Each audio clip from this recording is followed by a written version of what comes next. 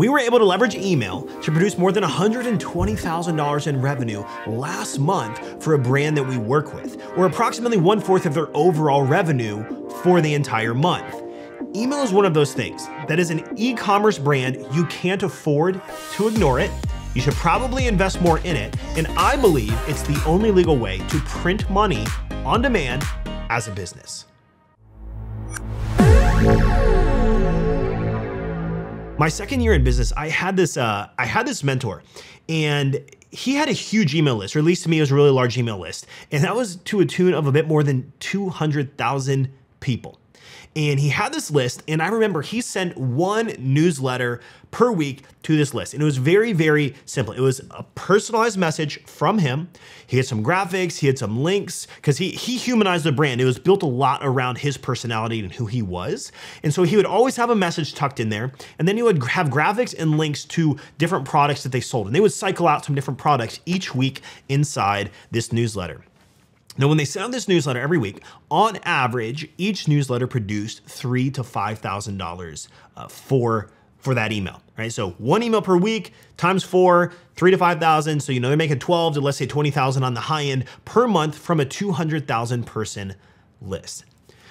Me, on the other hand, I'm sitting there, and this is my second year of business. So I had basically no email list, and I see him with 200,000. I'm like, Jeffrey, this is amazing. Like, I wish I had an email list like this. And I knew that he was sitting on a ton of potential. And I knew this because, being 2 years into business, I listened to a lot of podcasts, I read a lot of blogs, and I knew that there was all this value in email, but I really didn't know what I was talking about at the time. And so I actually convinced him. I said, Jeffrey, let my team and I take over your email, come up with a strategy for 1 month, and give us 10% of the revenue that we produce over the 20,000 that you're already making. So the first 20,000 we don't take anything of, and then everything over 20,000 we'll just take a mere 10% of, which to him was a no-brainer, right? Because if we could produce 40,000 from the list, then he would get 20,000, and we'd only get $2,000, but he would make 18,000 net more than he did before us doing it. And so no-brainer, he took us on, and we dove into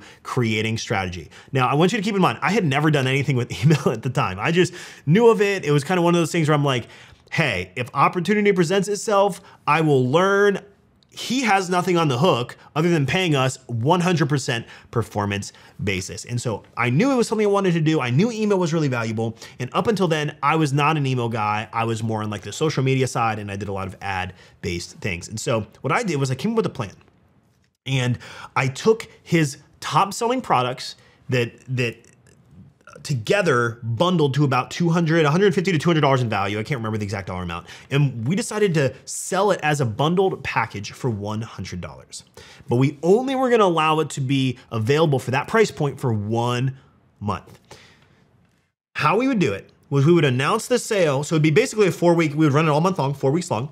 We would announce the sale in week 1, and we would send 3 emails per week for the first 3 weeks, and then 1 email per day the entire last week, just pushing it hard. So 3 emails week 1, 3 week 2, 3 week 3, plus 7. So that's 3 times 3, which is 9 emails, plus 7, 16 total emails throughout the entire course of a month, which is 4 times more than he would normally send. So we ended up sending these emails, and we sold 2,080 product bundles for a total revenue of $208,000. In other words, he made $1.04 per recipient on his list, and he made 10.4 times the typical $15,000 to $20,000 he generated from email each month. And the revenue per email generated was $13,000 per email that we sent. And so this is important because we generally see $1 to $4 per month produced per person on your list. If you have 1,000 people, you can make $1,000 to $4,000 a month with your list done right. It doesn't mean everybody just pulls out their wallets and gives you $1, but you're gonna have 10 people come spend $100, and that's gonna get you to that threshold. And so as you can see, we hit the nail on the head with him when he was normally generating 10 cents per person on his list. And so 15 to 10 cents per person on his list. And so really, really powerful stuff. Like that is why email is so important. I'll give you another example. A smaller email list, about a fourth of the size. We recently took on a client that had something similar, but they had a much smaller list. So they had a 47,000 person list, which some of you might be listening or watching and saying, Josh, like I have a 2,000 person list or a 5,000 or a 1,000 or a 500. It's okay. Like we all start there. As a quick side note. You're just going to progress through this. The math and the numbers still remain the same. So they have 47,000 people on their list, and they were already sending 1 email per day. Now this was on the other end. They were very, very active for a 47,000 person email list. They're sending 1 email per day, producing $1,000 to $1,500 per email. Depending on the day, sometimes they get a little bit higher, but the average per month produced from email with the automations and everything was $60,000 to $75,000 from email marketing as a whole. So here's what happened. We took over. We implemented our strategy. We're actually still doing that. We haven't touched automations. We've only improved the campaigns. We increased our campaign cadence, meaning we sent more emails. We improved our messaging, and now the same database of people with just a little bit more email is actually producing $3,000 to $6,000 per email. 3 on the low end, 6 on the high end. It just depends on what we're promoting at that moment in time and what the messaging is and things like that. So as a result, their email has more than doubled in the first 30 days since our team took over just about a month ago from the time of this recording. So there's a saying in the internet marketing world way back in the day that maybe it's still around now. I don't hear it too often, but that is the money is in the list. And it's very, very true. The larger your list, the more you can literally print money on demand. I send an email, I produce sales. And the amount of time it takes me to send 1 email or to 100 people or 1 email to 100,000 people is about the same amount of time. And once you become very fluent in this and you're very streamlined in your processes and you have your reps in and you have your cadence for doing this, it will create a huge impact on your business because email marketing is a high leverage activity. High impact, and it doesn't take a whole lot of resource in order to actually produce that high level of impact. And the great thing about it is you have immediate access to your database, meaning you don't have ad spend. Once someone's in your database, you don't have ad spend to get them to buy. The only cost that you have is the time you or someone you hire takes to design, plan, and send that email. And by having a good email marketing strategy, it's going to increase your customer lifetime value. And the only cost is the time that you spend or the person or team that you hire to do it spends. But the thing is, like anything, it does take this consistent level of habit to create a cadence, to establish your messaging, to establish your voice, and actually produce results. And so what I want to walk through is I want to walk through our 5-step email strategy that we use. It doesn't matter if we're starting from scratch or if we're bringing on a client that has 47,000 or 200,000 people on their list already. Over the last almost decade, 9 years plus some, we have pieced the strategy together that if we're taking anything over, these are the 5 steps that we use in order to implement email effectively and how to continue to improve that email performance. But before I jump into that, I want to invite you. If you haven't joined the Ecommerce Alley Facebook group, you need to do it. It's absolutely free, and you can go to alleypodcast.com/group, and in that group, we go live every single Thursday. I'm here in the studio. We're covering topics. I'm reviewing ad copy. We're looking at websites. We're looking at ads. I'm giving advice in optimization sessions. Like, it's literally free coaching once per week on a group scale. And then also, we release new content. We release new trainings and workshops and things that you will not find on this podcast or anywhere else, but if you're in the group. There are several thousand of us there. It's growing every single day. I encourage you, go join it, alleypodcast.com/group, and it will just forward you to the Facebook group page.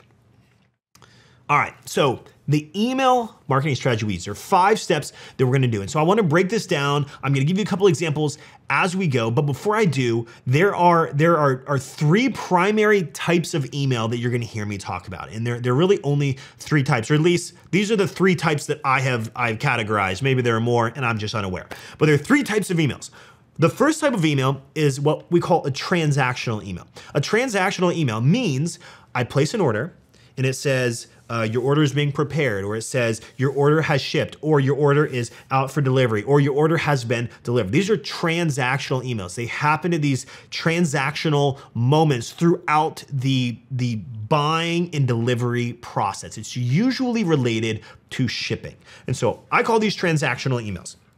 The second type are campaigns. These are emails that you design, write, plan, and you manually schedule these out. And so the examples I gave you before, those were all campaigns that we have sent out. So those are all campaigns. We write them and we schedule them manually to go to different segments of our list that we want to, and those are campaigns. And the third type are automations.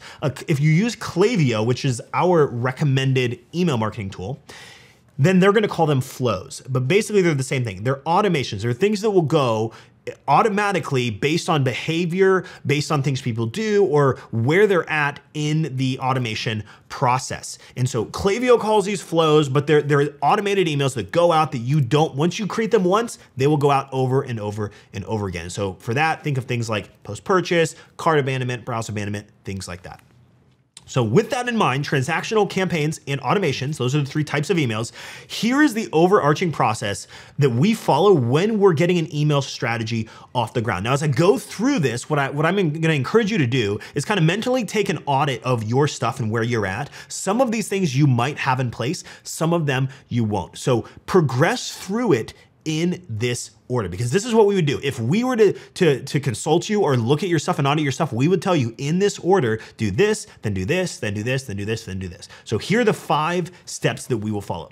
The first thing we'll do, step number 1, is to establish your campaign cadence. This means how many emails are you going to send per week, per month, per day, depending on what the promo cycle might look like. But what's your baseline cadence?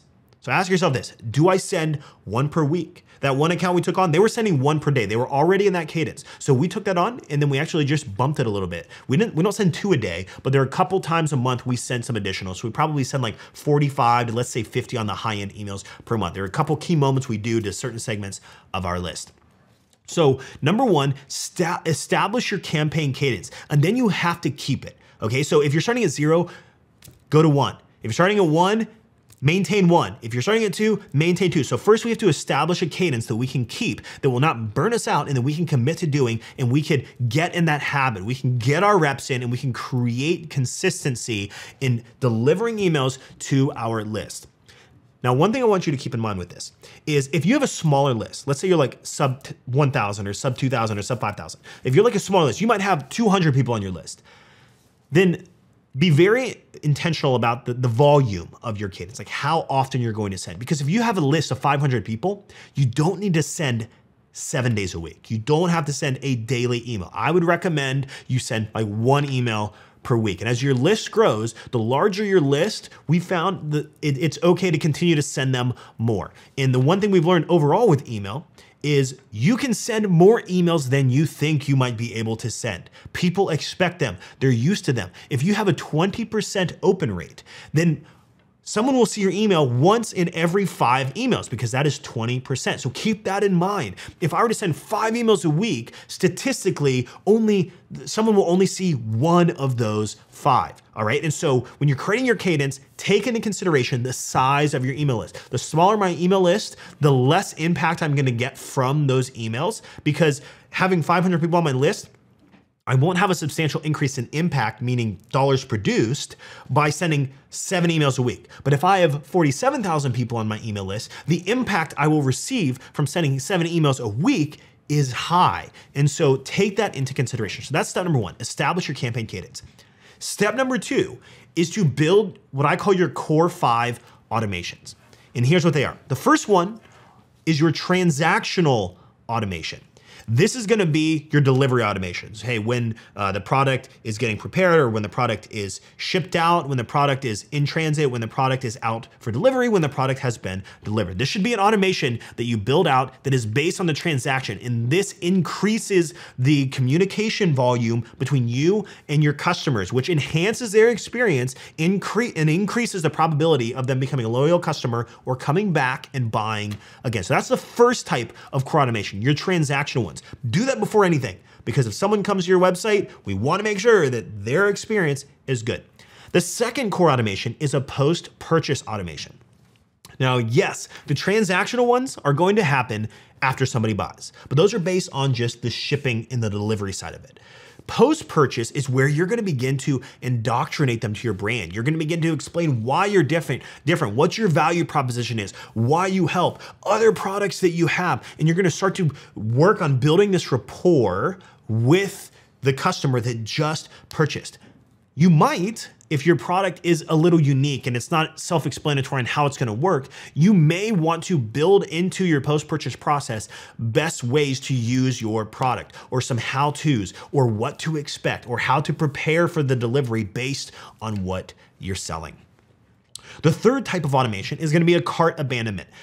Most people have this set up. They're pretty stock templates to make this happen. Shopify, I believe, has one automatically built in there. We recommend moving everything to a branded format using a tool like Klaviyo or some other email marketing tool. Cart abandonment means they add stuff to their cart, they get in, they begin the checkout process, they enter their email, they enter their information, but they don't press purchase at the very, very end. And we want to bring those people back because they are high intent. And usually cart abandonment is one of the largest revenue driving automations or flows that you can do. The fourth type of automation we're gonna run is a browse abandonment. This means that they're already somebody in our email database. So if you're using Klaviyo, they're already in your Klaviyo database. And this means if they click on an email or they're on your website and they look at a particular product on your website, but they don't check out, you can then, because they're already in your database, you can basically do cart abandonment emails to them because they're already in your database. Cart abandonment is for people that have never been in your database and they have to give you their email in the checkout process in order to get in it. And browse abandonment is basically cart abandonment, but you can run it to people who are browsing products on your site that are already in your database. This is usually competing for spot number one. Usually browse abandonment and cart abandonment are the highest two producing revenue flows that you could have set up, or automations, that you could have set up in your email marketing tool. And the final core automation we're gonna have is a welcome series. And this is something that we're gonna have in place for people that just join for like maybe you have a welcome offer, where they come to your website and they can take 10 or 15% off their first order. That's pretty standard. There's a pop-up somewhere on the site, they subscribe, they fill it out, and then you have a welcome series. We'll typically have 5 to 7 emails in this welcome series, and it's going to, similar to the post-purchase, we're gonna indoctrinate them to our brand. We're gonna talk about why we're different. We're gonna talk about the different products that we have, why they should buy from us, what makes us unique, what our value proposition is, and things like that. So those are the 5 core automations. We have transactional, post-purchase, cart abandonment, browse abandonment, and then the welcome series. So step number 1, establish campaign cadence. Step number 2, build those 5 core automations. And then step number 3 is to run what I call cash injection campaigns every 4 to 6 weeks. Now, just like it sounds, this is every 4 to 6 weeks, a specific promotion that you're gonna run in order to inject cash into your business as a campaign. All right, so for example, one thing we'll do is we will plan out quarterly. We'll look at holidays. We're gonna look at everything coming up. We're gonna look at like special months that are happening that could tie to our brand. We're gonna look in advance, and then what we're gonna do is we're going to, every 4 to 6 weeks, so 2 to 3 times in each quarter, we are going to run intentional cash injection promotional campaigns for the sake of injecting cash into our business. And these are gonna be short campaigns. I mean, they're gonna be 1 day, 2 day, maybe 3 day at the most types of sales. So we might do a 24-hour, a 48 or a 72 weekend sale where it's from Friday to Sunday. We open it up on Friday, we close it Sunday at midnight. And this is gonna inject cash into our business from our email list predictably every 4 to 6 weeks. But we're not doing this every week because by doing that, you will cannibalize your brand in the degree that people will only wait once a week to buy those. But if they're as infrequent as every month and a half, meaning every 4 to 6 weeks, then that's not gonna stop people from buying before that cycle hits. Okay, so we call these cash injection campaigns every 4 to 6 weeks. And throughout the year, if you did it once a month, you have 12. If you do it every 6 weeks, you're gonna have, I believe it's 8. So you're gonna have 8 every year of cash injection focused campaigns. And the main thing we're gonna try to do is tie this to a holiday if we can. So if I'm looking into the Q4 is just littered with holidays. You are good to go. Find something in October. If you can't find something, by the way, just do a flash sale. Really, really easy. Just do a flash sale for 24 or 72 hours and push it hard. November, you can easily tie to Cyber Monday, Black Friday, Giving Tuesday, Small Business Saturday, Christmas. You just have the whole month of December to basically promote going into New Year's. So that's the third thing, is to run cash injection campaigns every 4 to 6 weeks. Now, the fourth thing we're gonna do is we're then, with that established, we have our campaign cadence, we have our core 5 automations, and we have our cash injection campaigns every 4 to 6 weeks. Once we're in flow with that, the fourth thing we'll do is we will increase number one. We will increase the campaign cadence that we're doing in number one. So if I'm sending 1 email per week, I'm gonna bump that up to 2. If I'm sending 2, I'm gonna bump it up to 3, right? We worked with the client, they were sending 30 per month, and we bumped that up to like 45 to 50, depending on the month, because we're gonna just have some additional promos or some additional like 2-day emails that we have. We have 2 emails go out in a day to a very particular hot big buyers list that they have. And so increase that campaign cadence. But if the dollars per subscriber drops below $1 per person on your list, decrease the cadence. That's the rule. So if I'm sending, let's use 1,000 people on my list, and I'm sending 1 email per week, and I'm producing like $1,500 per month from that list. I'm doing like $1.50 per person on my list per month. So the goal is $1 to $4 is the range we see. 4 is if you're like really dialed in and you've been doing this for a long time. 1 is the minimum we're looking for though. And let's say you jump from 1 to 2 emails per week, and your revenue from email goes from $1,500 down to, the revenue per email goes from $1.50 per person down to 80 cents per person.